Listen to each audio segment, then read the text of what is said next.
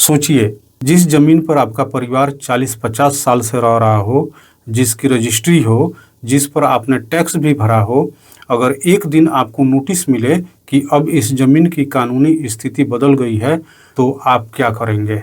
बिहार के बेतिया राज्य से जुड़े मामले में ऐसे ही कई सवाल उठ रहे हैं। आखिर 15,215 एकड़ जमीन का पूरा मामला क्या है? आइए इतिहास, कानून और वर्तमान विवाद तीनों को समझते हैं। नमस्कार, मैं हूं नंदलाल यादव।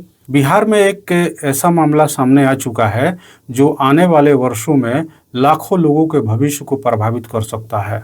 क्या बेतिया राज्य की ऐतिहासिक जमीन पर रहने वाले हजारों परिवारों के सामने अब अपने ही घरों और दुकानों को बचाने की चुनौती खड़ी हो गई है? और सबसे बड़ा सवाल, क्या यह केवल प्रशासनिक सुधार है या इसके पीछे कोई बड़ी योजना छुपी हुई है? आज हम बात करेंगे बेतिया राज्य की उस ऐतिहासिक संपत्ति की जिस पर सदियों का इतिहास जुड़ा है और जिसको लेकर आज हजारों परिवार चिंता में है। बिहार विधानसभा ने वर्ष 2024 में बेतिया राज्य संपत्ति प्रबंधन अधिनियम पारित किया। इस कानून के बाद लगभग 15,215 एकड़ भूमि का प्रबंधन और अधिकार राज्य सरकार के अधीन हो गया। इन जमीनों का बड़ा हिस्सा पश्चिमी और पूर्वी चंपारण में है, जबकि कुछ संपत्तियां उत्तर प्रदेश के कई जिलों में स्थित है। सरकार का कहना है कि इस कानून का उद्देश्य ऐतिहासिक संपत्तियों की संरक्षण करना है, विवादों का समाधान करना और इनका उपयोग सामाजिक एवं आर्थिक विकास के लिए करना है। लेकिन दूसरी ओर जिन परिवारों ने दशकों से इन जमीनों पर मकान बनाए, दुकानें चलाई, रजिस्ट्री कराई, नक्शा पास कराया, टैक्स और लगान जमा किया, उसमें भारी असमंजस की स्थिति बन गई है।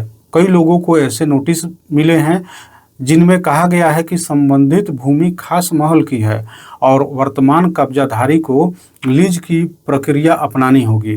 कुछ नोटिसों में कथित तौर पर लाखों रुपये की राशि जमा करने, सीमित अवधि की लीज लेने और अन्य शर्तें स्वीकार करने की बात कही गई है। जिन परिवारों को ऐसे नोटिस मिले हैं वे इसे अपने भविष्य के लिए गंभीर संकट मान रहे हैं। यहीं से कई सवाल उठने लगे हैं। यदि वर्षों तक सरकार ने रजिस्ट्री स्वीकार की, कर और लगान लिया, तो अब उसी जमीन की कानूनी स्थिति बदलने का आधार क्या है? क्या जिन लोगों ने पूरी प्रक्रिया के तहत संपत्ति खरीदी, उनकी सुरक्षा के लिए कोई स्पष्ट व्यवस्था होगी?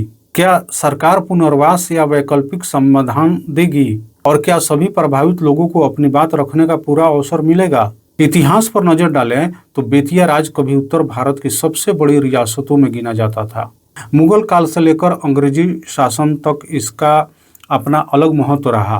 1897 में ब्रिटिश शासन के दौरान इसे कोर्ट ऑफ वार्ड्स के अधीन रखा गया और आज़ादी के बाद इसके प्रबंधन की जिम्मेदारी राज्य सरकार के राजस्व विभाग के पास रही। अब 2024 के नए कानून के बाद इसकी प्रशासनिक व्यवस्था पूरी तरह बदल चुकी है। इस पूरे विवाद के बीच राजनीतिक बहस भी तेज हो रही है। कुछ लोग आरोप लगा रहे हैं कि सरकार भविष्य की बड़ी परियोजनाओं के लिए जमीन तैयार कर रही है।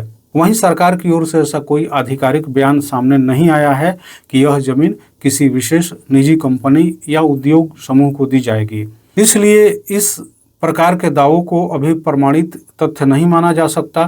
फिलहाल सबसे महत्वपूर्ण प्रश्न यही है कि क्या हजारों परिवारों की आशंकाओं का समाधान होगा? क्या सरकार और प्रभावित लोगों के बीच कोई व्यवहारिक रास्ता निकलेगा, या यह मामला आने वाले समय में अदालतों और राजनीति दोनों का बड़ा मुद्दा बनने वाला है?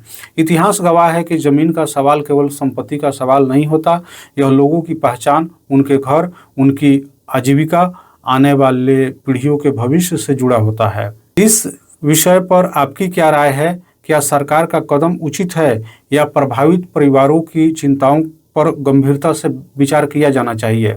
अपनी राय कमेंट में अवश्य लिखिए। धन्यवाद।